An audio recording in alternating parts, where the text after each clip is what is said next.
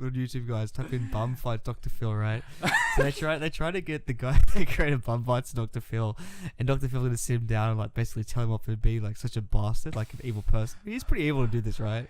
Except what happens is he turns up at the show dressed as Dr. Phil, like an exact copy. With his like head shaved, with just like hair on the side and fake moustache. He's got this fake like pedo massage. He's got like 6 hairs, and then his head shaved so like he's bald, so he's got the same horseshoe bald pattern as Dr. Phil. And Dr. Phil's like, "You're a joke. I won't even talk to you." He's like, "But I'm here to talk to you. I want to talk about bum It's like fights." copying like Dr. Phil's like, get out. No, you get out.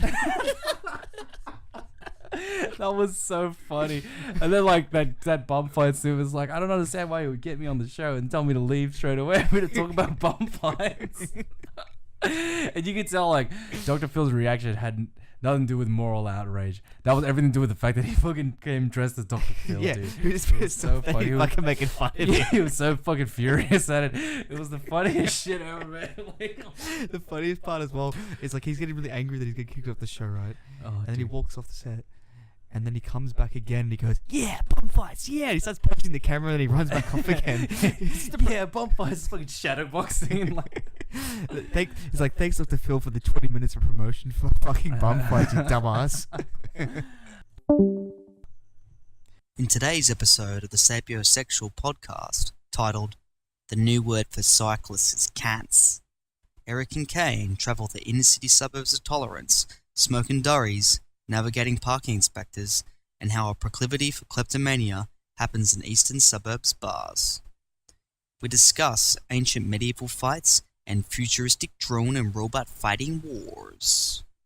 We talk how there is a new study from a university expert who calls for the word cyclist to be banned because it dehumanises them. We discuss about a new male birth control pill which is leaving the whole world with a lot less testosterone.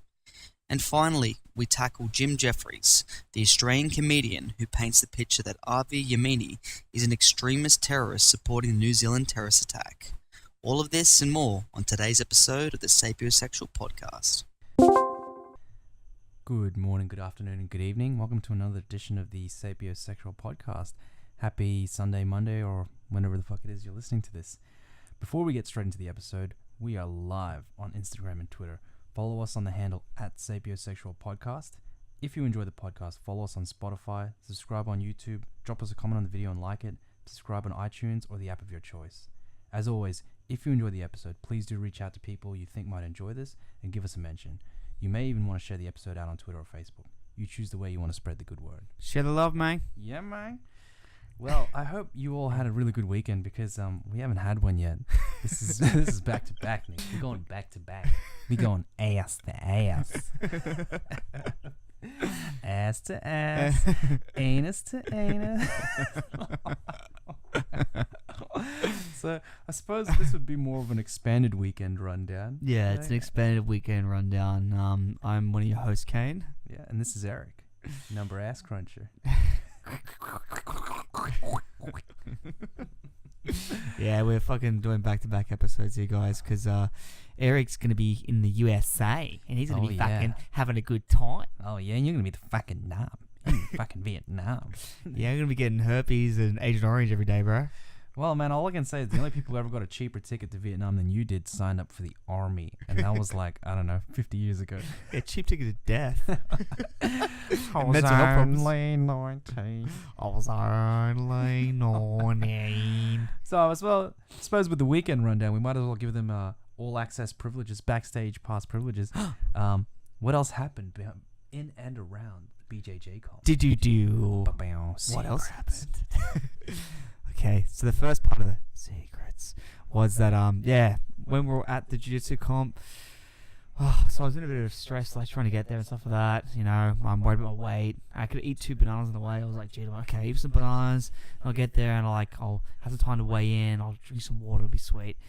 And then fucking, what is it? I'm in Surrey Hills. Where the fuck I am, bro? I don't know the fuck I'm, bro. One of those eastern suburb areas, you fucking privileged rich cunts. Oh, right? the inner city. Gotta love it. Inner city fucks.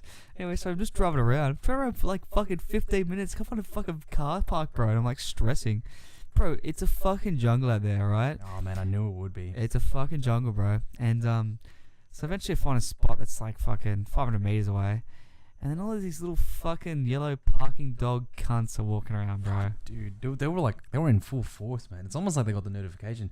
There's an jiu-jitsu competition? yeah. Lots of extra people coming? Revenue raising. Ching ching. No, I saw 5 parking inspectors. Yeah, at least. And there was like, after the competition, there was like a whole row of cars Yeah. that had received parking fines. Like they were like a minute or two over, and they had just been boom on the dot fined. It was pretty dog, man. Yeah, how do you, like, I just need to understand, right? Think about this, guys. What sort of fucking person you have to be to want to fucking book people for the council for them parking in a spot too long? You'd be sort of some sort of depraved cunt. Well, yeah, I think Like the bully first thing is cunt. you have to not give a shit about your fellow man, or you have to be able to turn that off when you're on the job. Yeah. And I think the other one is that you wanted to work in government. You want an easy job which requires zero technical skill whatsoever. Yeah. The only quality you need to have is a thick skin and a lack of empathy for your fellow citizen. Yeah. And then you get paid pretty well for it. And you get to walk and be outdoors all day. So in some ways, it's a pretty sweet gig. I can kind of like... Man. Oh, let's just sort of be parking. Did I just sell it to you? Yeah, I think I yeah, just sold it to you. I'm in. I was like, I don't give a fuck about my fellow citizens. Get to say fit, fuck other people, Yeah. piss off their days. Yeah. No, okay, I can see what they're doing now. Yeah. I mean, I think I just sold it to myself too. I get it now. I get it. You don't have to have any skill whatsoever. I mean, you can't say it's not a stressful job. It's probably a really stressful job. Oh, come on, bro. No, but what they do now is they don't actually like write the ticket up for you. They just like sneak out and take a photo and then just send it to you in the mail. It's just like that's even more of a cruel justice. You think everything was fine, you get a ticket, then you come home, there's this fucking letter. Open up, you're like, what the fuck? What a bunch I of got dogs, caught. seriously.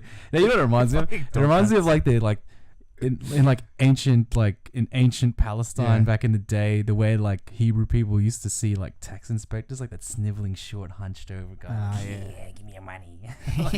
Give me your shekels. Yeah, give me all your shekels. Fucking $180 because you parked for like 1 minute over 2 hours or some shit. It's fucking bullcrap.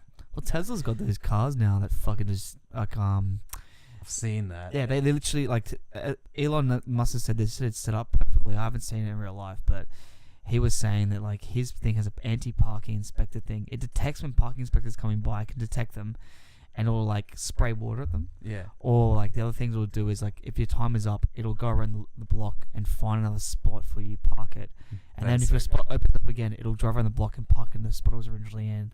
But like, imagine Genius. that is genius. But That is that just made me genius, think. man. Imagine in a world where everyone's got, say, like 20, 30 years from now, everyone's got smart cars, right? Yeah. And they're all activating this parking avoidance program. Doesn't that mean like at a certain hour of the day, there's all these fucking driverless cars all just shuffling around, swapping spots just so they don't get tickets? It's just like It's like fucking Tetris or something, bro. It's like fucking flopping around everywhere. oh man. And then like, I don't know if it's like you can't get a spot or like you end up back in the same spot and you end up getting fucking fined or some shit. Oh yeah. I'm sure there'll be madness something out there, man. I just think, man, robot wars will start happening. It's like, yeah, activate the cannons. Dude, I used to love Robot Wars. I love Watch that show? Yeah, Robot Wars was the best. I remember what was the Spike one? The one that had the it was like a hammer loaded with a spike. It used to go bang, Yeah. bang. No, this one was the Crusher one. It had I think it I love was that one, though, yeah. it was a titanium spike, and I remember this. It had a 5-ton downforce. It was the only robot by contestants that could go toe to toe with the house robots. So just the background, guys, if you haven't watched Robot Wars, there'd be all the contestants battling it out. Like it's like a battle royale with robots. But you have a robot that you control and it's like a death match. Exactly, and you've got to build it yourself. So this shit was expensive. It was really like kind of a rich engineer nerd's hobby. It's a bunch of nerds doing it, but it's so cool. But the most interesting thing though was what they called the house robots, and these house robots were rigged, man. They had like the best robots. They had the best weapons. One of them had a freaking flamethrower. Yeah, I like remember blow up that. robot. Yeah. And there was this one robot. I can no longer remember the name of it. But because it had this big spike that would slowly crush with like a 5-ton downforce, it's probably the only robot that could contest with the house robots. And I remember watching this one episode where they just fuck up the house robot, and that's so good because I was laughing going, this must have cost the studio so much money. Normally the house robots don't get damaged, they just fuck up everyone else. And just watching it slowly getting crushed, I was like, yes, yeah. Oh man, I loved that. Oh man, that was a great Great show. I'm pretty sure they've done more advanced versions of that. You watched the other show? I think you got into it, but I just thought it was super gay. The Knights one. Which one? They dressed up as battle robot knights or some shit.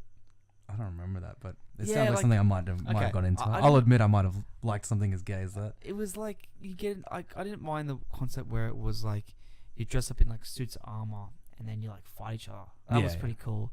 There was another one that was like robots or something. It was like a heads-up display where you're from first-person view and you're like fighting someone. It's got damage sensors in it, and it goes, "Oh, you're out of the game." Oh, that sounds gay. Yeah, that's what I'm saying. It was Well, like I've a had my lame version. phases. I'll admit that I might have had a phase like that. That kind of reminds me of Then they have like that they have like medieval weapons fighting championship in Russia. That's cool. That looks badass. I've That's seen some no, fucked up that's knockouts. different. I've seen some gauntlet to the face knockouts. Yeah, I've seen dude. people actually get knocked unconscious and in the middle suits. It's so dope. But you know, it man. doesn't make any sense, right?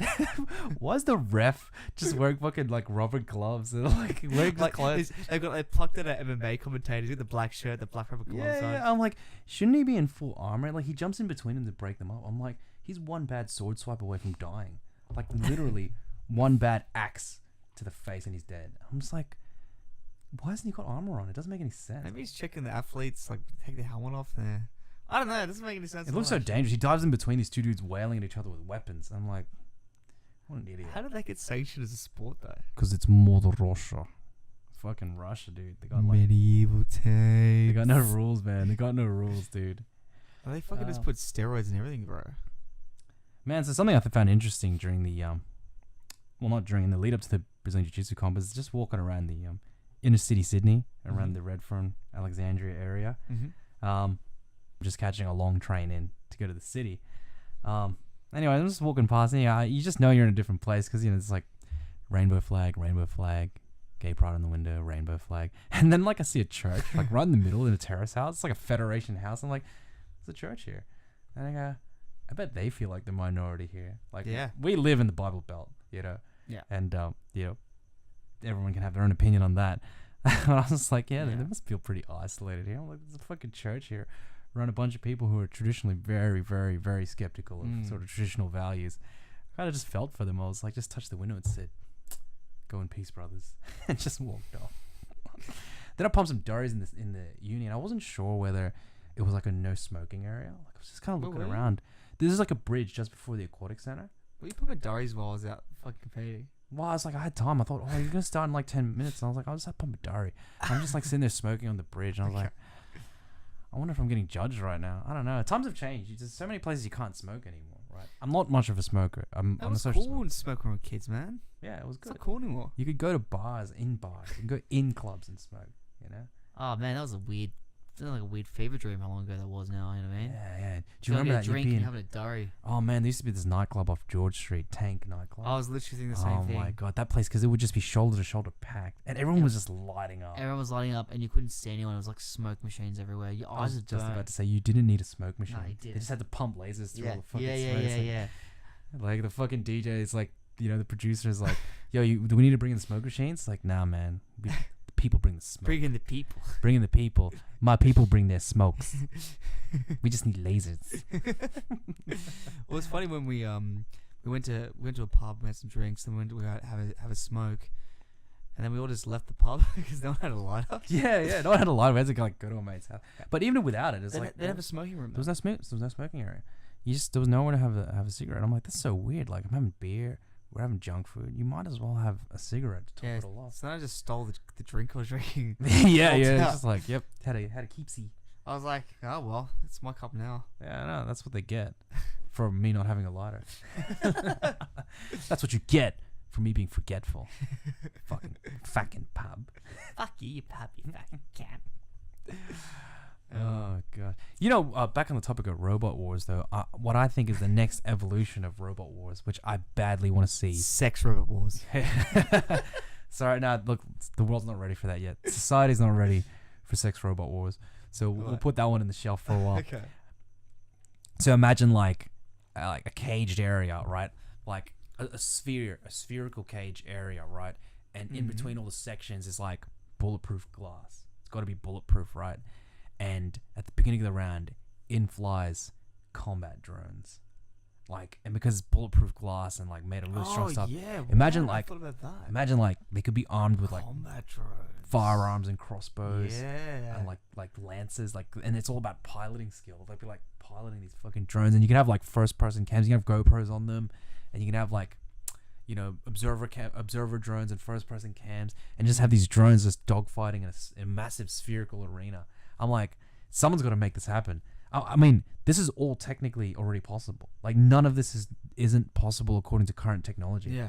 It would be fucking expensive because every round there'd be a whole bunch of drones getting blown up, and they cost a couple $1,000 each.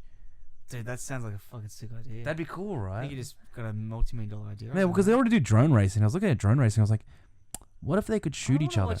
Bunch of drones race. I want to see Yeah. them blow things up. Yeah, I was like, what if they could shoot each other? Then my next thought was, what if that was the point? Drone wars, guys. Yeah. Someone's got to make this happen. Subscribe. Somebody. Subscribe. Subscribe. Pay-per-view. Yeah, it's the DFC. It's the Drone Fighting Championship. Drone Fighting Championship. Goodness. Alright, guys, it's time for the ultimate fucking championship. Updates. So the update this week. Well, in the spirit of multiculturalism. Yeah, it is multicultural. Yeah. Well, in the spirit of multiculturalism, our UFC update is actually a 1FC update. 1FC, so basically Japan FC. Yeah, well, it was kind of plus Korean models plus That's Filipino Korean models fighters. and some Filipinos and a few Thais chucked in there. Couple of Burmese people, some Muay Thai fights. Burmese. Yeah. One Russian guy and Eddie Alvarez. So I want to talk about the quick rundown of the event that occurred last week for you guys, where we saw Demetrius Johnson come into 1FC. He's a former UFC fighter. We saw Eddie Alvarez come to the 1FC, former UFC fighter. Sage Northcutt's joined as well, and Vitor Belfort. They're also in there, but those two didn't fight. Brandon Vera as well. Yep. In there. And also Gary Tonenfort, who's a BJJ world champ. And he TKO'd the guy as well. We had a really good fight, man. It was awesome. Sick. Demetrius Johnson, man. I have to say, like, the Japanese fighters in 1FC are fucking awesome, man. Yeah, so he was up against that Japanese guy, Yuya Wakamatsu. Yeah. And, like... He got rocked in the first round. Yeah, He's never been rocked. Yeah, dude, it was like... The striking ability, it was really encouraging to see it. I was like... Because we haven't yet had a chance to really compare... Asian... the MMA that's developing completely independently of the UFC, which is very Western-centric. Yeah. Just by location. There's nothing racial in it. It's just because of location. Yeah. There's a lot of Japanese fighters out there. They can't afford to or are unwilling to completely relocate to the West. So it was really encouraging to see this striking level that was really, really high. But DJ like choked him out in the end anyway. In the second round, his grappling was superior, but it was amazing to see how good his striking was. Against he's been spoken of as like one of the pound for pound best fighters ever, and you got a Japanese guy basically piecing him up in the feed. That's amazing. Yeah, that's amazing. It's very encouraging, and I think one of the things is that this is total. I'm an amateur observer for sure, but one of my observations is that the skill level has always been pretty high in Asia, especially at the lighter divisions. But one of the things they don't do well, which they've been doing really well in the West for a long time, marketing, but it's also fighters being able to dehydrate really significantly and then coming in at a ridiculous natural weight on the night and just being that much bigger. Well, Eddie Alvarez got TKO'd. Yeah, I know. That was really so that might be part of it, you know, because he's not having that weight advantage like he always is as well, you know. Because hydration testing. Yeah. I think it's good for them. In the long term, the fighters will be around for longer because they're not doing that to themselves. Yeah. So I think that was pretty good. One thing that was weird about this event was generally when you watch the MMA event, when we watched the UFC, it was fucking hilarious. We went to see the UFC. Everyone's going, woo! Woo! Woo! Like you have an arena full of like 20,000 people. One person goes, woo! Then you hear like another 1,000 people go, woo, woo, woo! And it goes around the whole fucking place. Yeah. And then you see Japan generally like it's dead silence when there's fighting. And then you really see these Japanese people going, Yahoo! They're full getting into it. Like I think they've been watching all that UFC pay-per-view and they've just been full getting into it. And I mean, they watched a lot of hometown fighters do really well. I think it's Shinka Aoki.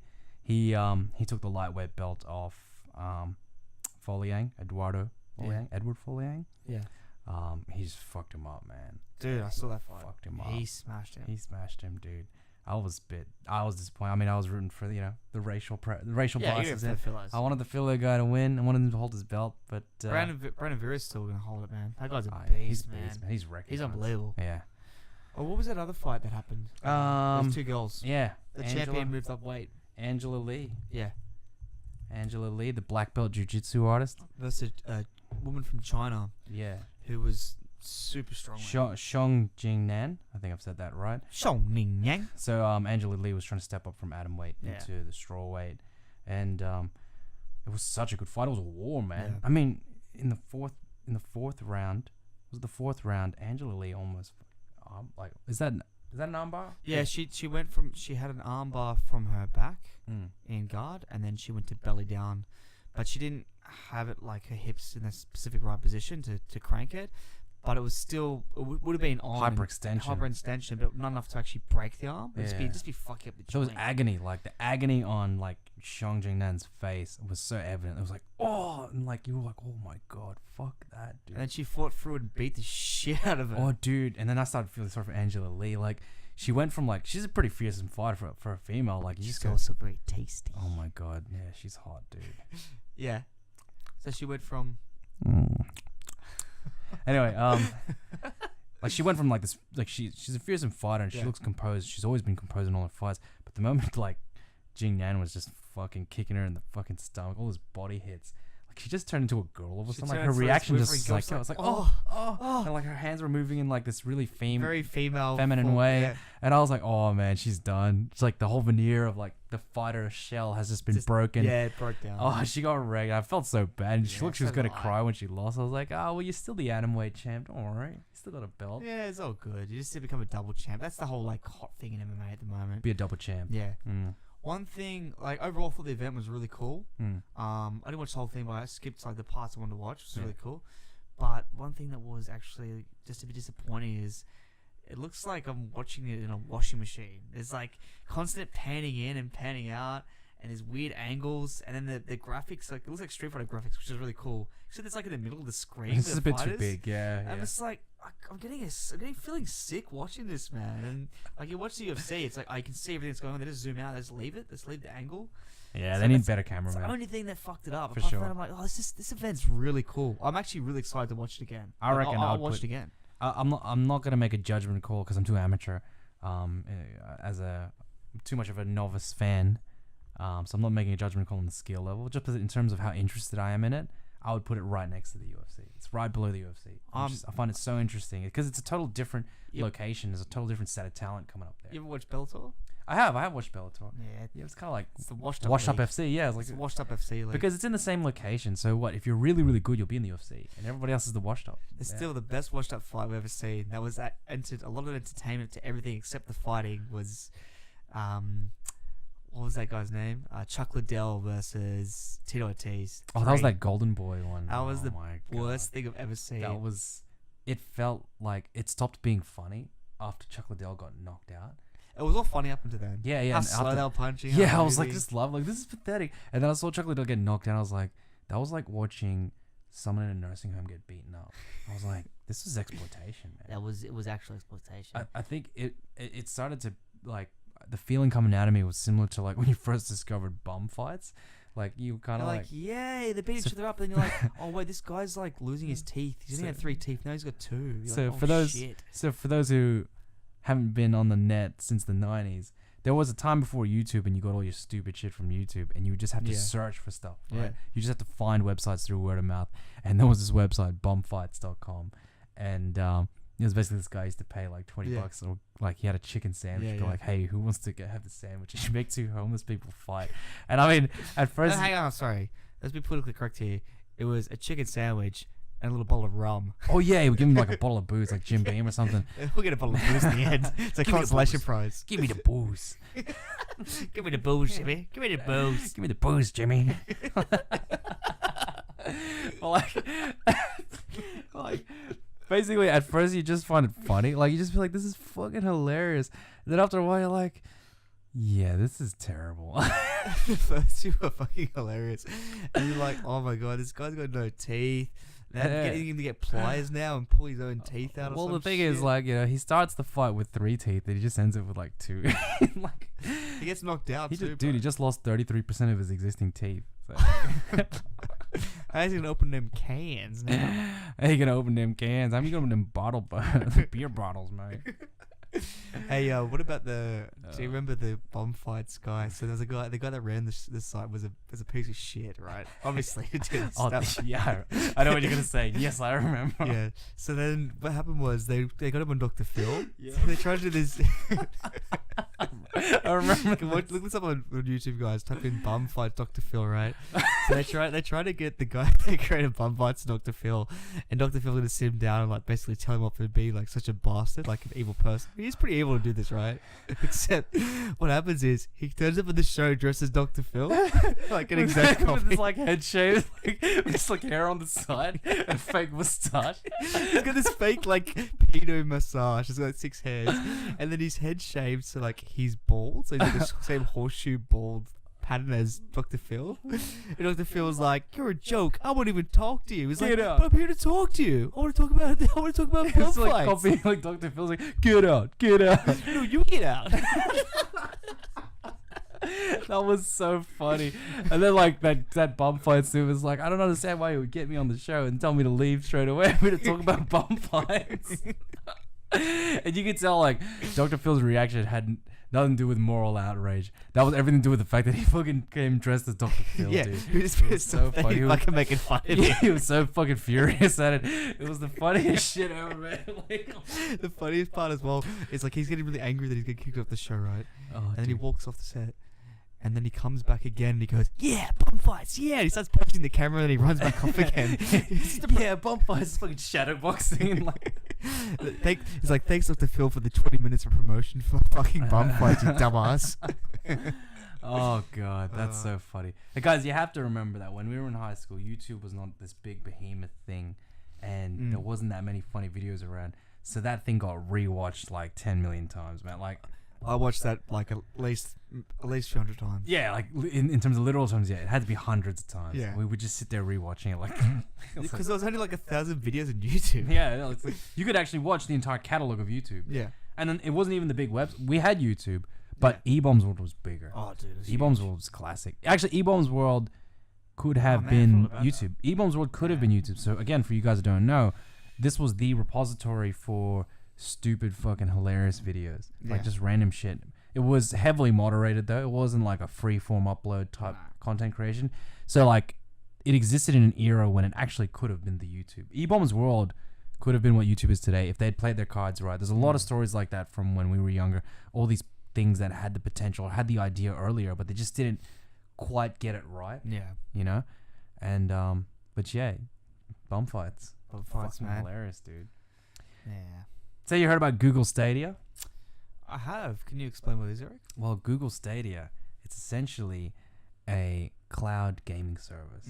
So the idea is that a lot of people couldn't be stuffed buying expensive gaming hardware, whether it's a console, which can be expensive, or a gaming PC, which is complicated and can be very expensive. Yeah.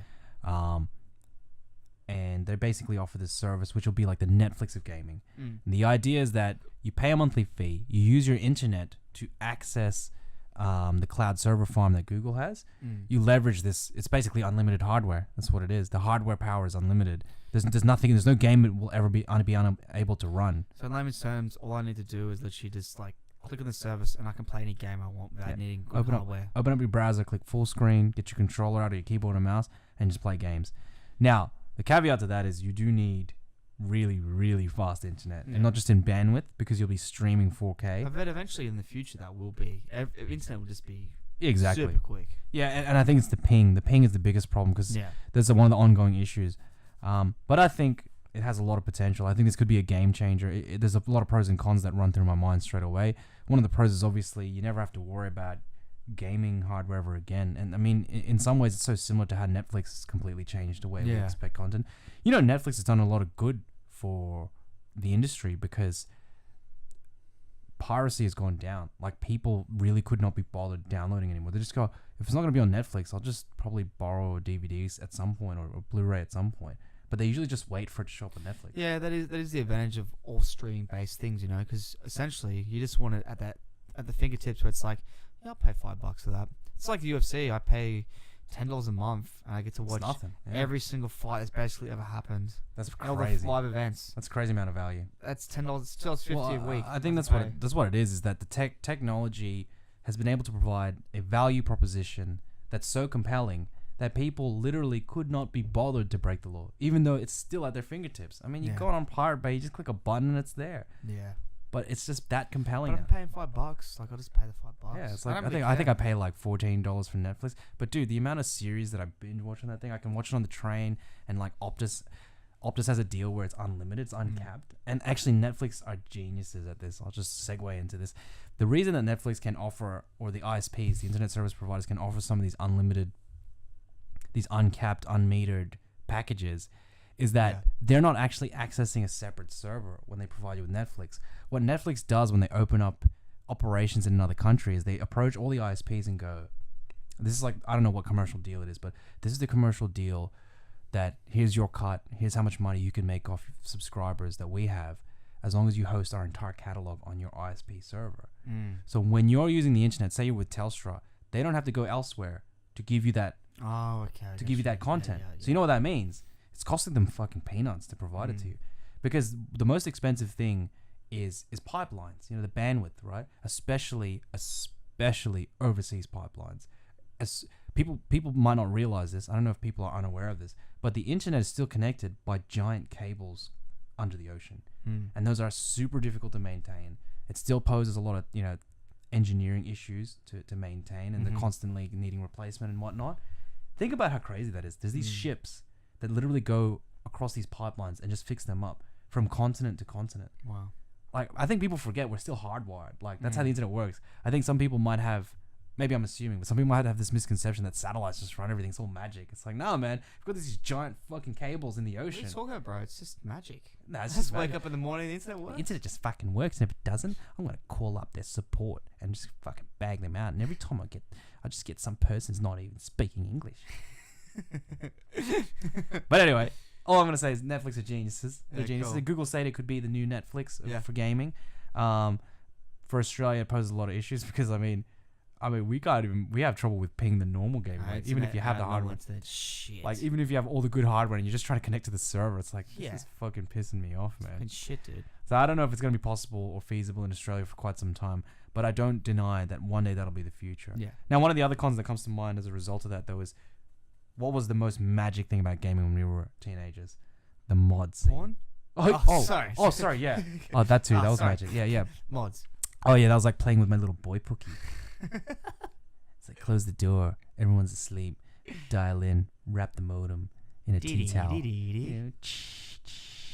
Then time to load one pic every 5 minutes. Hey man, you had to make space time with that pic. Dude, it was one pic every 5 minutes. Fucking lucky little Generation X, Z cunts, whatever the fuck you are. No, you guys got the VR porn now? Like, Pornhub has VR. Everything. If you have a VR headset, it's like full VR porn. You're like looking around. Looks Bro, they got that, and also got fucking automatic flashlights. You got a flashlight, you plug it into your dick. It's basically, it's a machine that does the work for you. You just sit there with your hands free. I worry for the next generation with that kind of access, dude. But you know what's really funny, though? Control. Isn't VR porn just too risky? I mean, you're fucking putting this thing on your head. You wouldn't even hear, if you had headphones, you wouldn't even hear if someone came in the room, and you just feel like, you just be looking at them like, that's pathetic. You just like stand there for like 2 minutes going, oh, pathetic. I'm gonna post this on Snapchat. Yeah, you probably would post it a lot too, would you? Oh, fuck, man. I miss the days. But yeah, the mod scene, sorry, like I was saying though, the mod scene, some of the greatest games we ever played growing up were mods.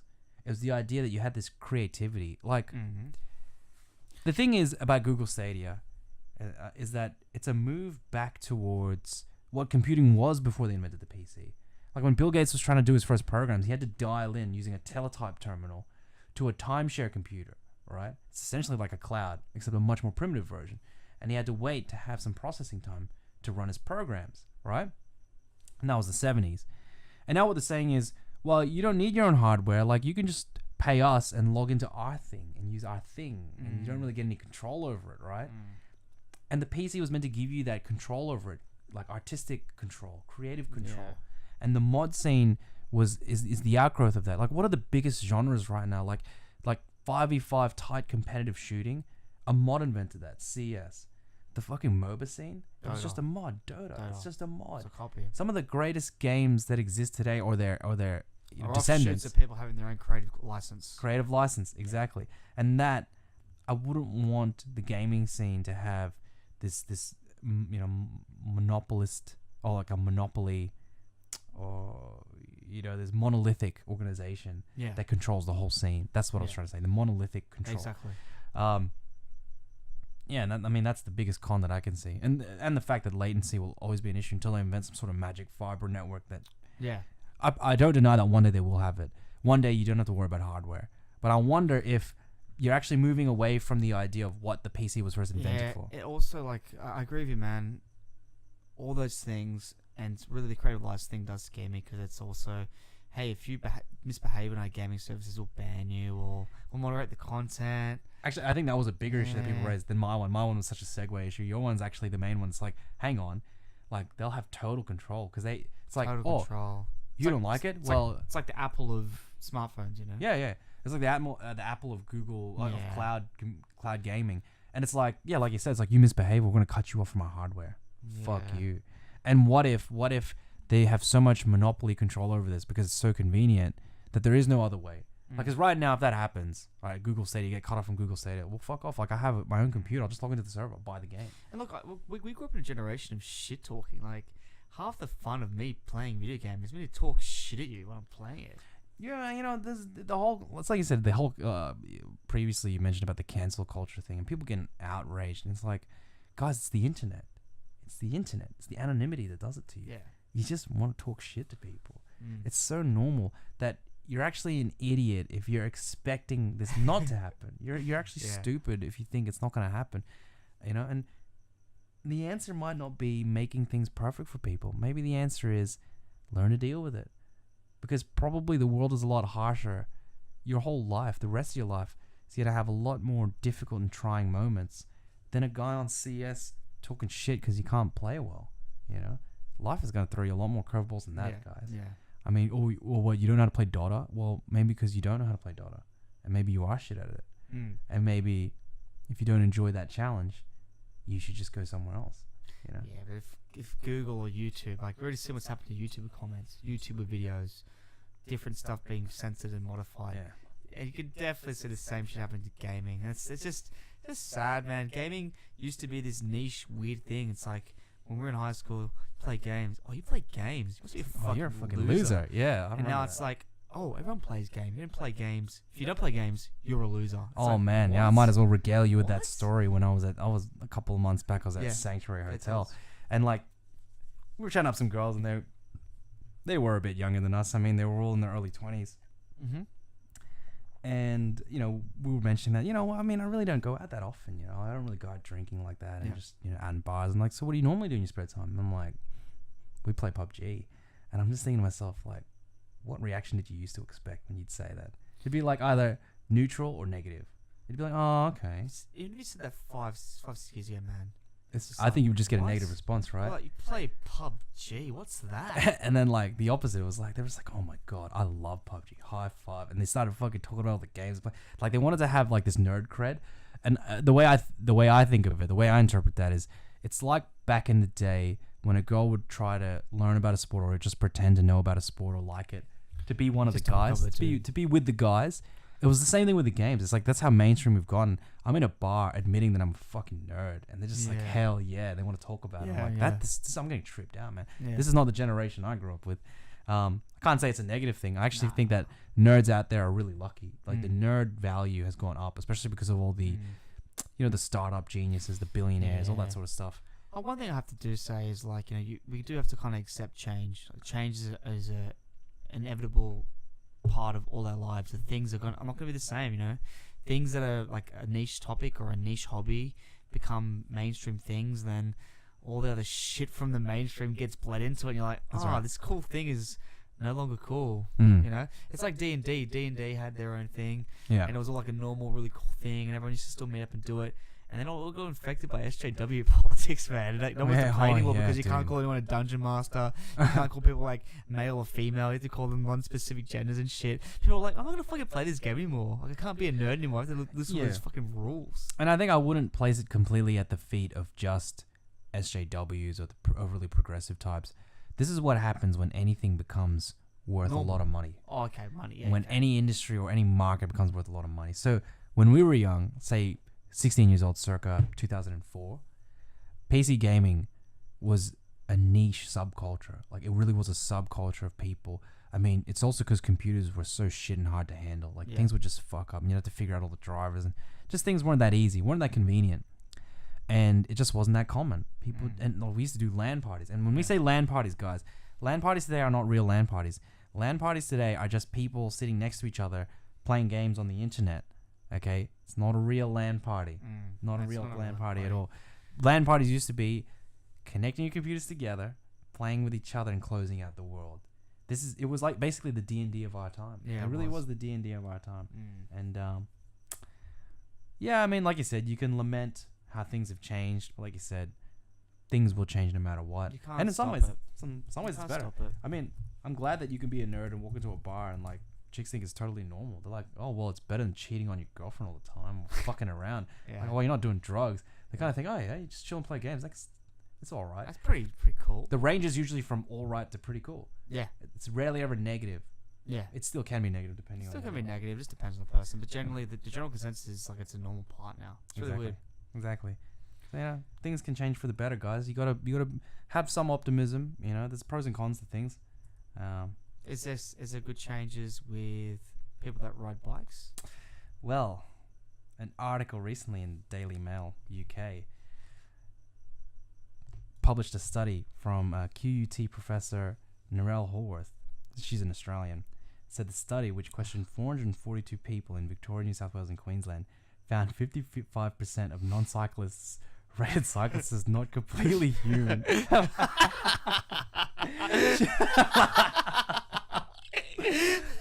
She is behind a push to scrap the word cyclist and replace it with the term people who ride bikes. Wait, so she wants to replace the word okay. cyclist and then call it Okay. people who ride bikes. What the Okay. fuck? Look, I think this is the thing when you do studies, and 442 people is not a big sample size. And now I know the studies cost money, but man, I'm telling you that 55% of people are just fucking trolling you.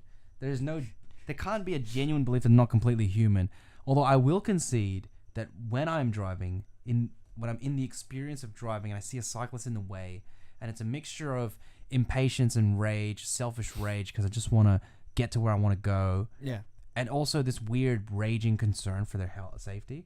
Like, has that ever happened to you? You're like, this guy could get fucking killed doing this. This is fucking pissing me off. Just get the fuck out of the way. It's Yeah. some weird mixture of selfish rage and It's frustrated concern for their yeah, safety. no, that's a really good way of summing up, because you're like, fuck, I'd love to just plow this cunt right off the road. But then you're like, oh, it's a guy. It's like a piece of meat protecting like a little shitty bike. And you're like, fuck, man. Like, this guy has to like be here, and I want him to fucking move, but I'm also really worried about fucking hitting him and fucking hurting him. Like, you know what I mean? Like, you're literally stuck between those things, like, fucking move, and then, oh, fuck, but he's a human being. I'm not thinking, oh, man, He's a fucking dirty cyclist, you know what I mean? But I think it could probably highlight something that is real, is when you're in the car, you tend to put yourself in this non-real. There's a non-real, like your state of reality is non-real when you're driving. I've noticed this. Like, people are driving away where they're really not acknowledging the danger of what they're doing to themselves as well. It's like, I don't know, you become a different person. Yeah. I think when you manifest your most like irate, selfish behavior, especially peak hour morning traffic. Oh, man. You know, so there's maybe you're not completely incorrect when you're saying that some people can view cyclists maybe in the moment as not completely human, but this idea that scrap the word cyclist and replace it with the term people who ride bikes. I mean, the article doesn't really go into too much detail, but when I think about it, is what are you actually how are you gonna enforce this? Is this just a recommendation, or are you gonna try and do speech control? Like, are we living in 1984? Like, you think that what difference would it make if I said people who ride bikes?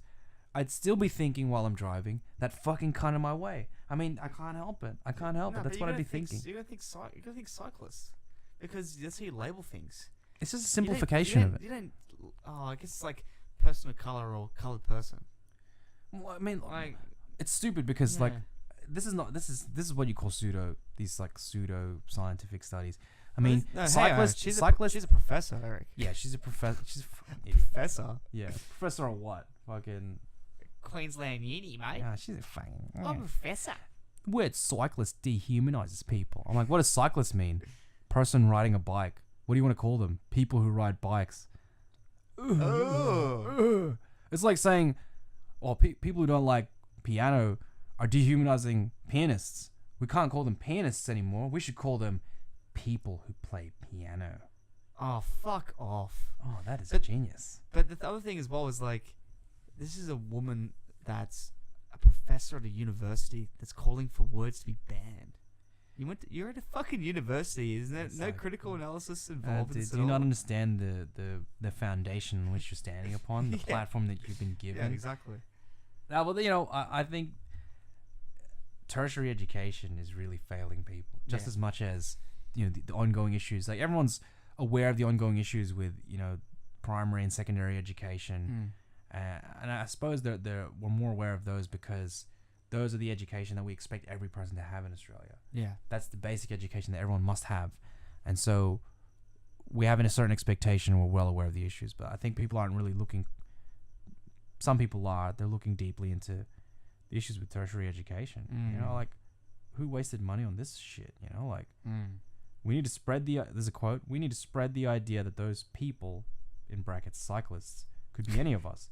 There is a need to grow a culture of mutual respect for people on bikes. I love how the fucking article, even when the professor refers to as people that ride bikes, they put in brackets cyclists. Yeah, I know. I was just like, it's like Even the fucking- person writing the article is like, "No, fuck you, cunt. It's a Yeah, cyclist." It's a cyclist. It's like there's people, cyclists. Like, Well, the best part about this, when I saw this article, was there's a Facebook comment when it said, "Experts call for cyclists to be banned because it dehumanizes people." And then Facebook comment said about what we should call them. It goes, "Yeah, what about changing the name to cunts?" Let's just call them cunts. the funny thing is, when I was reading that, it's like, have you ever read something that was in a voice? You'd be like, I know that voice. I don't need to, like, I can read the Yeah, text instead yeah, of a voice. It's like, yeah, we should call them cunts. You know, it's some Aussie fuckwit. Yeah. You know, it's Going, like- yeah, they're a bunch of fat cats. Oh, have you seen that video of this video is so fucking funny. So you guys can look it up on YouTube. It's a guy riding a car, like a guy in a car, and there's two guys on bikes. Except the bikes are not taking up the cycling lane. They're just riding on the fucking road. So the guy in the car He drives his truck down the fucking bike lane. So he's driving down the bike lane. He's fucking yelling at the cyclist. Yeah, it just goes, if you're not gonna fucking use it, what the fuck is it for, cunt? And then the fucking people are like, "Yeah, pull over, mate, pull over." He's like, "Fuck off," and he drives off, and he drives back onto the road. And it turns out those guys are fucking cops, and they got fucking arrested. I didn't know that bit. Yeah, they were cops. I didn't know that So bit. he's giving him all this shit, and I'm like, "Yeah, fuck it, you sick cunt." And then they're like, "Oh, the cops got him arrested. Off-duty cops. Oh, man. Poor cunt." Oh, far out. Dudes and utes, man, they do crazy things. Dudes Dudes and utes. They do crazy things. Do you remember that video of that guy? He sees like a fucking like herd or a flock of like emus. And he just fucking like steps on it and like he's just running them over. He's got like a video camera. no. He's going 1, 2, 3, 4. Yeah, yeah, yeah. He's just like fucking runs over like 9 of them. And then he just does a selfie. Just goes, yeah. That's the most Aussie batshit bad thing, man. That's Oh, so bad. I don't know though. It just looks so funny to me. Like, I don't know why animals don't run to the side. Like, it just reminds me of another video. I saw this ages ago. I think it was in like Canada or Alaska, and like it's like a freight train type thing. And there's this deer on the railroad, right? And they're trying to slow down, and they're beeping out like, "Please, no, don't, no, get off the tracks, no!" And it just keeps running along the tracks, and you're just like, why don't you go sideways? The train can only follow the rail, and then eventually it just keeps following the tracks until it gets exhausted, and it gets run over, and the train driver's like, "Oh no." And And I was just thinking to myself, I don't know, guys. If you believe in evolution, man, that was some fucking natural selection right Some there. natural man. selection shit right there. Look, man, you just gotta look at the NFL, right? It's all about lateral movement. You know, Yeah. side to side. You just gotta juke that train, bro. So, there's a reason why animals are God's way of saying some nice, delicious food for you guys. Yeah, look. It serves up to you fresh. Like the thing about animals, guys, if they weren't meant to be eaten, then why would they be made of food? Exactly. Why are they so fucking delicious? Guys, it's just logic, alright? They're made of food, so. Nah, look, it's you don't want to eat meat. That's fine. I mean, but that's I mean, pretty fucked you're up. I mean, you're serving the way. Let's be fair here. I don't condone running over animals. You sure? I could laugh, you know. I'm gonna use my silence as a disagreement of your statement. I'm just laughing at Yeah. the, you know, the absurdity of life. That's what Oh, I this- think. That's what I think it is. I found it pretty funny. That Aussie guy that was just like reveling in That was fucking hilarious, dude. He He was got such a charged. bogan. He got charged. Yeah, he got did. justice He was served. such a You bogan can't run cunt over there. a bunch of idiots. Like Oh, it's a fucking video Well, game. because he It's fucking gonna happen. Snapchatted it. He's a fucking idiot, man. He was like 1, 2, 3, yeah. Oh no. Oh, it's one of the God. worst videos. Mm. Okay, look it up, guys, and you make your own judgment. Yeah, look, make your own decisions, guys. Decide for yourselves. Think critically. Don't run over animals and film it on Snapchat and wonder why it happens. Oh, that's Why you so got in good. trouble? What did I get in trouble for? Oh, I didn't do anything I wrong. didn't do anything wrong. Just fucking birds. So in some more serious news, I guess. Some free to air television. 60 Minutes. Tick, tick, tick, tick, tick, tick, tick, tick, tick, tick, tick, tick, tick. I just know it was the clock show. Yeah. You know what I mean? Next up on 60 Minutes, I'm going to feed my opinion to you presented as facts, and then you're just going to accept it, or you're going to fucking idiot. Otherwise, you look like a complete asshole. So yeah, it was a 60 Minutes topic that came out the other week, and basically it was talking about the levels of immigrations in Australia. So I think originally it was expected that into the year 2035, Australia can have a population of 25 million. Funny thing is that happened last year, I believe in 2018. So we were letting in 70,000 people a year, and now we're letting in 400,000 people every year. That is a lot. Yeah, dude. That's a lot of people. Now, I guess from other countries that are not as developed, you go, oh, Australia's only got 25 million people. Yeah, that's fine, except we only live on one fucking coastline of the country, really. And that's because there's like, you know, water and sustenance and things can grow. Like there's a lot of reasons why, you know, and that all these areas have been developed. Well, the conversation is about infrastructure, really. I mean, it's when we talk about space, it's not like we're talking about landmass. No, This is a well, fuckload of landmass is gigantic. It's just what is considered livable areas in modern times requires a huge amount of infrastructure. Exactly, Yeah. and that's the problem. You know what I mean? So, the Prime Minister lowered the numbers now to 160,000 a year. Mm-hmm.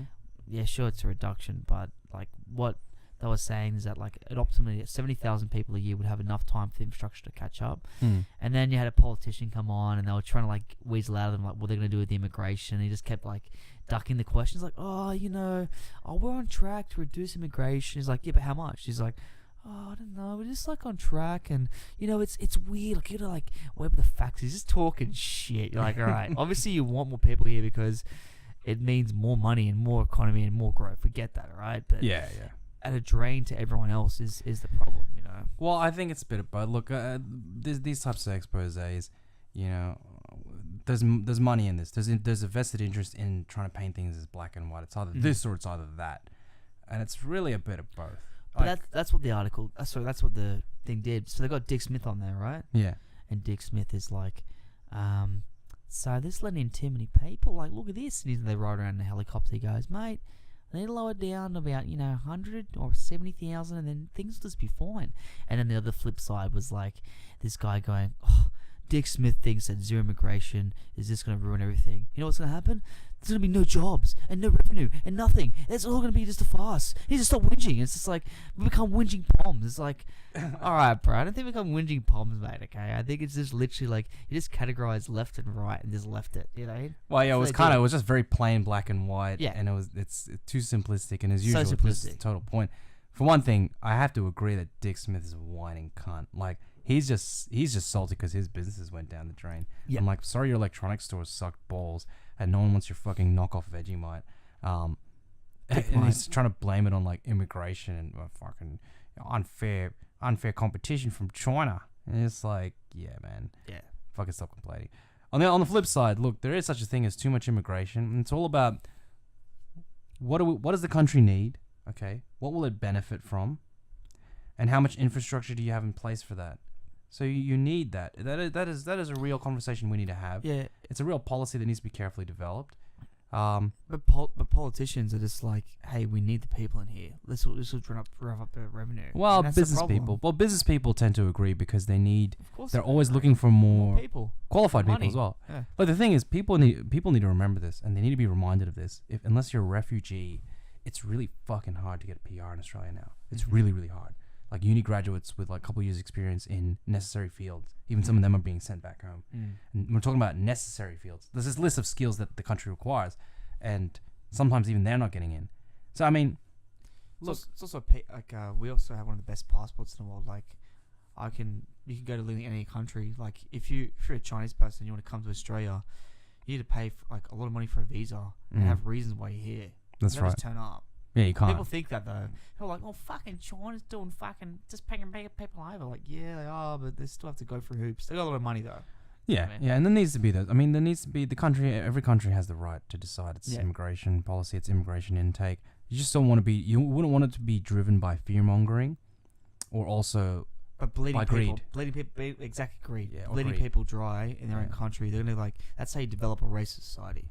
You know what I mean? That's how you develop these things. Well, it just has to be Start to carefully think of that. considered. Well, I think people also have to take it away from their mind that the idea of immigration has nothing to do with this like free movement world where everyone gets to go everywhere and it's all No about borders, meow. and everything's just better if you just have different people and all that. That's bullshit, all right?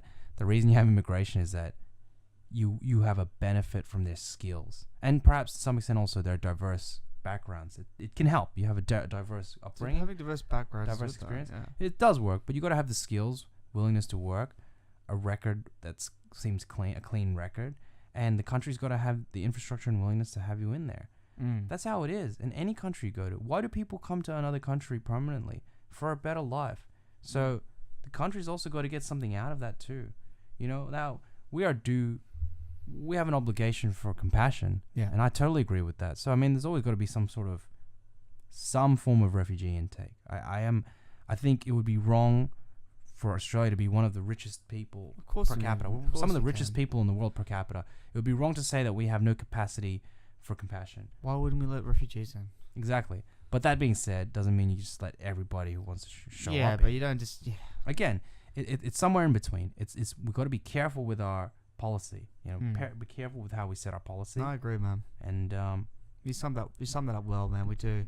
We have to care for our policy, and we also shouldn't be stingy to people that are like actually fleeing from a country. Let's just be real. That's the thing. Let's be realistic. Let's not be driven by either fear or by greed. Yeah. Or by irrational levels of empathy. You know, it's important to have compassion, but sometimes people forget when your compassion is so strong and so focused in certain areas, then you provide that compassion to others at the expense of others as well. One thing we sort of haven't looked at or thought about, I think, is yes, infrastructure is a key component of what is important to making sustenance to everyone so they can live their lives, do what they got to do, go to their jobs without everything sort of breaking apart and becoming crazy and breaking down the family unit, you know, spending so much time traveling to do stuff because there's log jam, stuff like that. Yeah.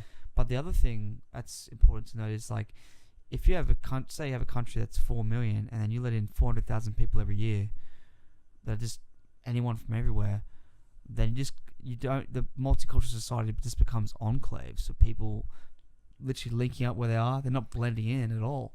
Well, that's I'm not talking about people needing to assimilate, but if you just let in people from different countries and say over a 10-year period you got 4 million new people that have no identity to what the country is, then what is the country then? It just literally becomes business. It doesn't become a country anymore. Well, I think, and this has come from, from the family of immigrants. Yep. But multiculturalism is a lie. Like, multiculturalism is a flawed idea that every culture has the equal ability to exist alongside each other, that every single culture and every single belief system can provide an equal kind of benefit to Western society. That's not true, because there are cultures, or at least certain beliefs of certain cultures, which are not compatible. You know, I mean, there are some cultures where they still don't want to let women drive, or that they can't go and watch a movie by themselves, be around on the street by themselves. This is not compatible with Western society. So I think it's somewhere in between. Assimilation was the idea that they had to be exactly like white Australians. But they don't have to be, though. But they should integrate. There's certain core values, and I think this is the cultural. It's not a government policy thing. This is a conversation that Western people, as a community, as a culture, have to come to a consensus on. Yeah. What are the core values that new visitors cannot run contrary to? That their beliefs can't be contrary to these core values. Well, These things we hold, Yeah. you know, absolutely necessary. These are the dearest core values that you have. The government was going to bring in that Australian values test or something. They were thinking about bringing some sort of like stock standard testing or something. That if you're going to come to the country, you have to have Well, why certain not? You know? things. Why not? You know. Yeah, like, I can't see it completely. you see, like they wonder about like some of these attacks that are happening in Europe, and you know, they're talking about like, well, where are these terrorists coming from? And you know, like some of them, they're not really terrorists. A lot of them are just people they've come from a place.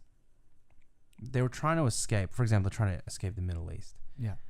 And my observation of this was, of course, they really are escaping oppression. They really are escaping danger and death. Yeah. But they're not quite rejecting the culture that was pointing the gun at them. You know, they show up in these countries which have a lot of money, like the UK and all the rest of the places, and they find a lot of things they don't agree with. You know, and that conversation has to be had. If you don't like the culture of the place and you only like the money that they have, well, Then why are you there? then why are you there? I mean, you're not Yeah. really welcome, you know? And I mean that I'm trying to be as sensitive as possible, because I know that these places are No, I tough. think- Like, if you're a victim of ISIS, it's tough, man. We're No, talking I about a brutal, murderous regime that was hell-bent on genocide. You are being sensitive to play devil's advocate of what people would say, that someone who was very left-leaning in this instance is saying like, oh, well, they're the countries that set the situation up. That would be the counter-argument to what they're saying, you know? Well, and my counter-argument to that is read a history book. You know? The supremacy of Islam in the Middle East was built mostly on warfare. The Arabian Peninsula, where Islam comes from, I mean, I'm not saying that's unique. I know it's medieval times we're talking about. I'm not saying it's unique. I'm just saying, since when? They've always been warrior people, and a proud warrior people. With they had a rich culture. Like I was listening to this podcast on Arabian poetry, and it can be really beautiful. Their art could be really beautiful. Their science could be really great. But it's such an oversimplification to say, well, all of this is just the outcome or the result. Well. So it's just the result of Europeans meddling in the Middle East. I go, well, not really. No, it could be. There's some wars there. There's some meddling. But to say that that's the reason for all of this, no, not at all. Not at all. Look a bit deeper. Read a bit more. I don't mean to sound like I'm up myself when I say that, but people, you got to read a bit more. If you really think all that, you haven't read enough history books. Or your lens is just too foggy. Yeah, we should be definitely letting people in and blending all that together. You know, it's just, man, it's just hard when you've got like a national identity, a culture, and things that have been prevalent for thousands of years, mixing in with the whole different society. You know what I mean? Yeah, it's hard. Like, you can't tell people, hey, you can't be that identity that you were anymore. You got to be this identity. Yeah, I don't think Australians ought to be attacking their own identity or their own culture. Yeah. There are things that have made this place great. There are things that have been done in the past that are wrong. There's We lots should of fucked be up things. aware of those things. but it doesn't mean you can't be proud.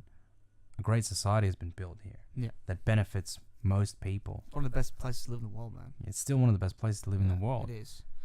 But our cities are getting rated lower and lower and lower in terms of livability. And, like, I think there was something that came out the other day that was saying, like, Sydney's in the top 10 worst livable cities to live in now or something. Because it's so expensive. But look, we're also living... We have to be real, too. We have to be realistic. We're living in proximity to Asia in what is the beginning of the Asian century. That's a white paper that was written in the Asian century. Because of what you can see, the trend is that over time, the economies of East Asia especially are going to gain sort of global prominence over the others.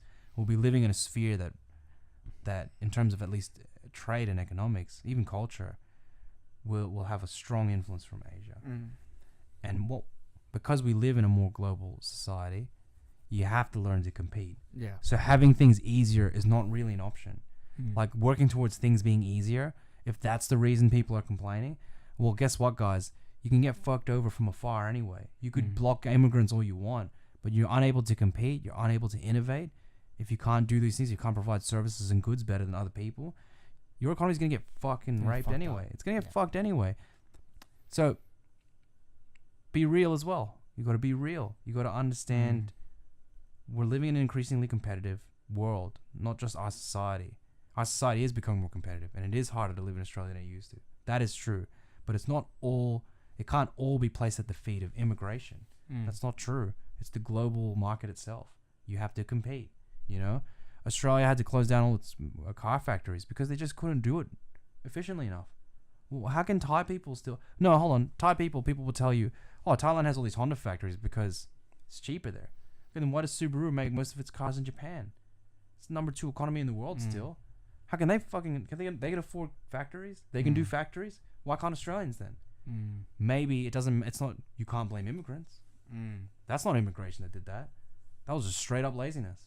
That was just straight up union bullshit. Fucking union bullshit. Yeah. And it's just people with expectations that are unrealistic. Okay? You want to make cars? Do it better. Yeah. Because you have to compare what you're doing to what the Japanese people are doing, to what the Koreans are doing, to what the Thai people are doing. You know? And if you can't compete, you're gonna lose. Yeah. It's as simple as that.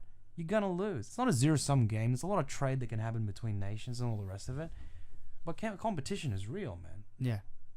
It's ruthless. It's guys, be real. Let's have a real conversation. That's what I'm saying. You know, instead of pandering. Dick Smith is one of the worst. Though. I fucking hate that guy. He's just sour, man, because he's a failure now. Fuck that cunt. Times changed, man. Nah, times have changed. They have. Like, it really is a lot harder than it used to be. Yeah. That's the truth. So, in the context of the changing world, ABC7 in America reported on a small militia group called the United Constitutional Patriots, composed mostly of ex-servicemen. The title was Inside America's Dad's Army of Gun-Toting Veterans Patrolling Mexico's Border for Illegal Immigrants and MS-13 Gangs Until the Wall is Built. I mean, the video was just like an expose of these 2 really fat old dudes with guns. One guy looks like he really wasn't holding the gun properly. Like his stance was a bit off. It's like leaning back. Yeah, he's leaning backwards. It doesn't look right. And they're just like, oh, we need the military here. I'm like, there's nothing happening there. They're like, oh, we need the military here. I'm like, what? What do you need the military for? It's just dudes laughing. Like, it's laughing. I mean, if you know what laughing is, it stands for live action role playing. Look, I'm not against the idea that I'm not rejecting the idea that yeah, but they're just pretend soldiers, man. But they're pretend soldiers. They seem like pretend warriors here. Pretend warriors. Oh man, one of these guys is fucking like 200 kilos, man. Fucking pumping durries. How are they gonna chase after a fucking refugee? It just look pathetic. I was like, that just looks pathetic, man. A bunch of fucking losers. Now, in principle, I'm not against well-ordered militias protecting their own borders. Don't get me wrong, man. If you lived in a town and you had MS-13 gang members occasionally, even if this thing was rare, we do know MS-13 sneak into the country. If you lived on a border town, even occasionally is a fucking catastrophe. Yeah. Like, these people I don't think a lot of these people who claim to have empathy don't really empathize. It's like, if you lived in one of these small towns and your daughter was at home, right? And occasionally, just occasionally, you had one of the most savage gangs in the world sneaking into the country through your town. And you never know when they're just going to bust into your house and cut your daughter up limb from limb. That's happened, right? What would you do? I mean, what would you do? Would you accept gun control? Fuck no. Would you accept all this lefty shit, this bleeding heart stuff? No. I think people don't. It's like as if they lack the real empathy. They have empathy for the oppressed, the illegal migrants who are escaping oppression, the ones who are actually escaping the gang members. But are they really empathizing with their own people who live on these towns on the border, who really feel the need to protect themselves from this? You know, it's not fake news. There really are victims of criminal elements within the refugee caravans. Obviously, it's not all of them. It's just a small amount of them, but it's a problem. And even the ones that are legit refugees, the country still has the right to decide how many they let in. That's my 2 cents on it. Yeah, I have nothing funny to say about that. Yeah. I just found it funny there's a bunch of fucking cunts laughing. Yeah, it's like this 81-year-old dude playing with drones. Like, yeah, I can see the refugees. Oh, man. So, in some other news that people probably didn't really see, but it's been coming out more and more prevalent, is male birth control pills. So, now that we are living in a very forward-thinking society now, men have the ability to take a pill all the time and become sterile. So basically, male birth control. It's fucking weird, isn't it? Look, I don't really see too much of an issue with male birth control as a concept.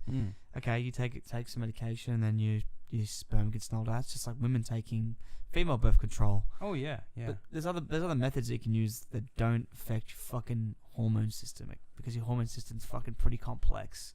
Well, yeah, that's like you said, I actually have to agree. I don't really particularly see anything wrong with this. It fucks up your hormones, but no more.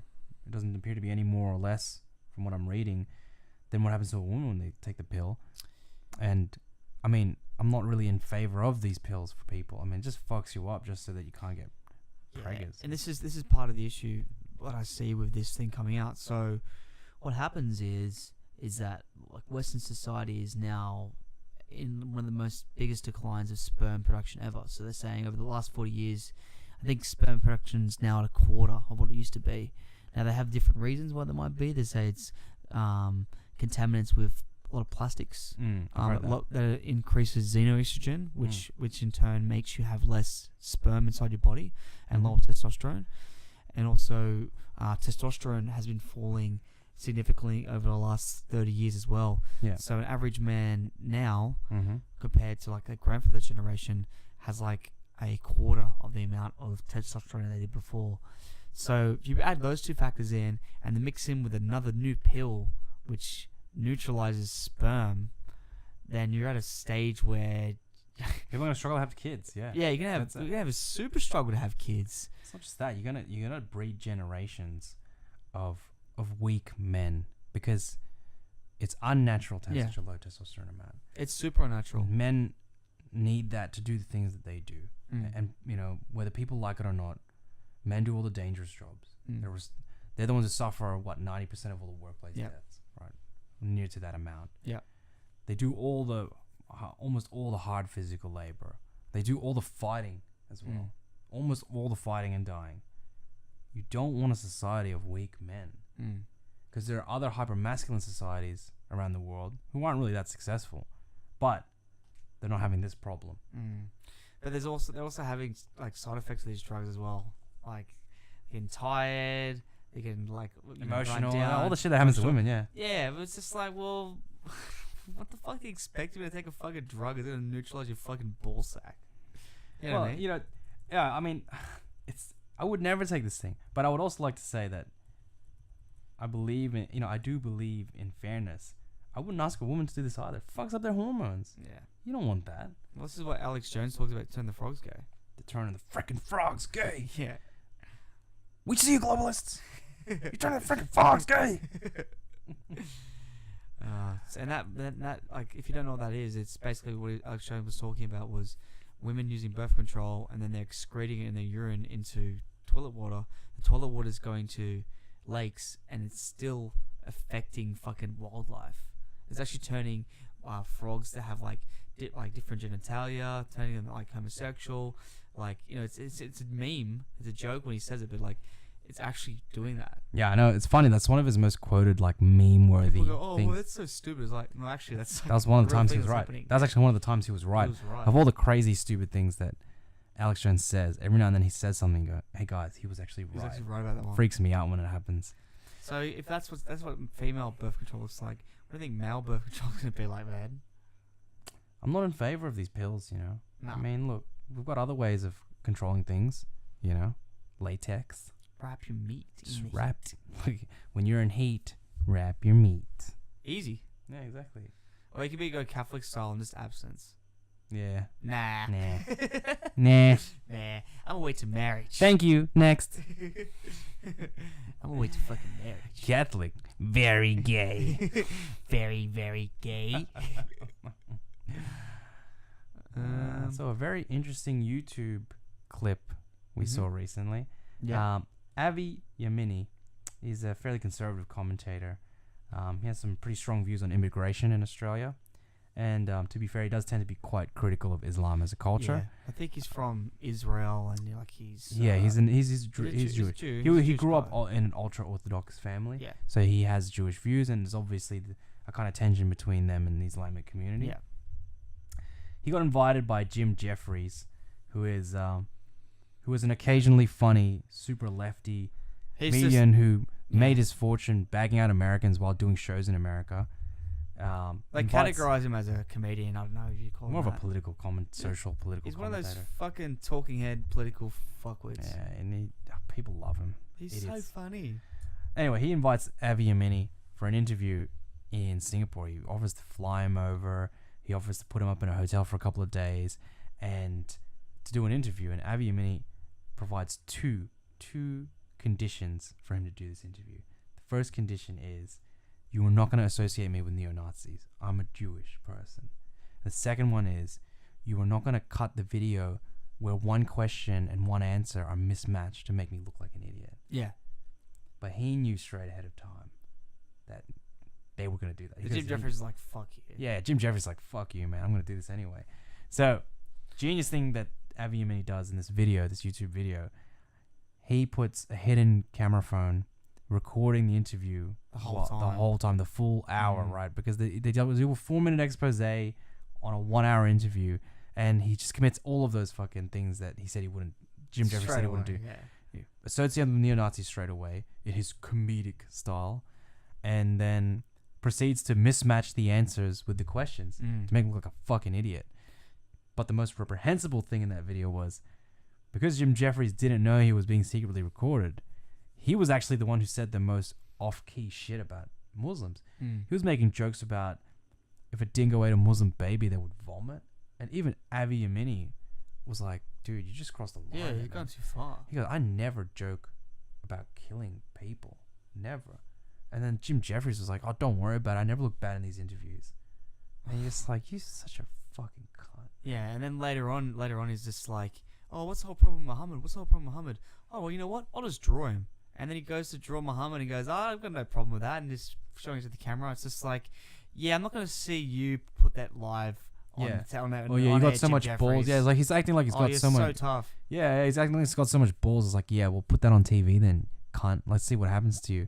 And the thing is, everyone thinks he's this kind of lefty hero. And look at his fucking views, actually. He's actually got really shitty, genuinely racist views. Yeah. It's really funny to me. Oh, prejudice, sorry. If you want to be technical. Prejudice Muslim, views. it's prejudice views.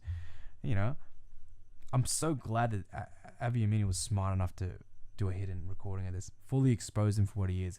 I mean, if you find Jim Jeffries funny, fucking watch this thing first and see, watch this thing and see what you think, It's fucking... The other thing as well is this interview was shot months and months and months ago.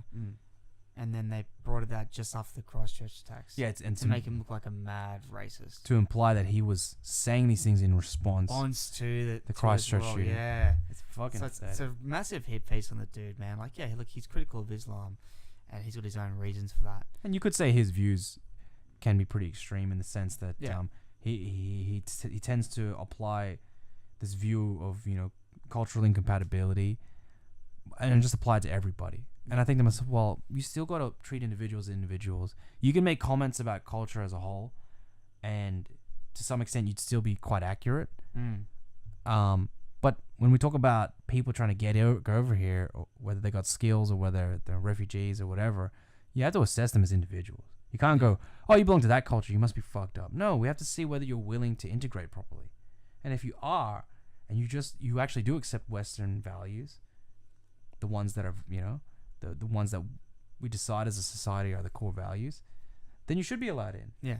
So again, it's just whenever someone tries to simplify things to like collective guilt or too much groupthink or group mentality, tribalism, that's what you get. So I don't fully agree with this guy either, but I'm really glad he fucking exposed Jim Jeffries. That was great. That was so fucking entertaining. It's just a shame though, like, yeah, he exposed him, but you have to go into the YouTube video to find it. But the rest of like the world watches like something, goes, oh, look at this racist neo-Nazi Jew. Yeah, it's you like, know, like, and it's funny how Jim Jeffries lefties are so quick to be straight up anti-Semitic. It's funny. I don't know when that happened. How long has that been around? Where it's like, aren't you guys the ones who have compassion for every race and minority? When did you become like so eager to bag out Jewish people?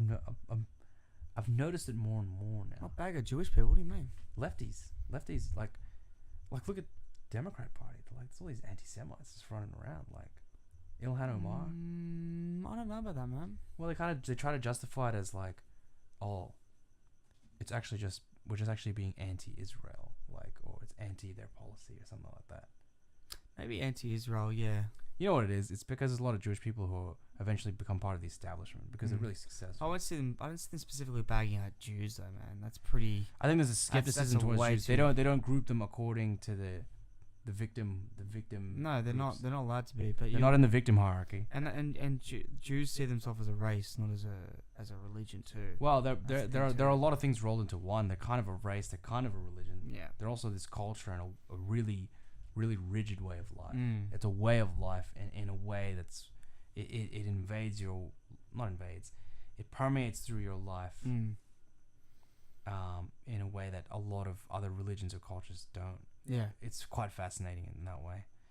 But yeah, Jim Jeffries, fuck you. Yeah, so I think there's one more thing we want to talk about. The Moscow. Oh, yes, Moscow. So, the Moscow Times reported on March 24th that a man tried to board a flight at Moscow's Domodedovo airport naked, saying clothes made him less aerodynamic. Footage of the man, whose identity had not been revealed, shows him standing naked nonchalantly as he walked to board the Ural Airlines flight at Russia's Domodedovo airport in Moscow. Yeah. The nude intruder was then caught by airport staff as he ran onto the jet bridge and was detained until police arrived. He was quoted as saying, "Clothing impairs the aerodynamics of the body, and that he flies with more agility when undressed."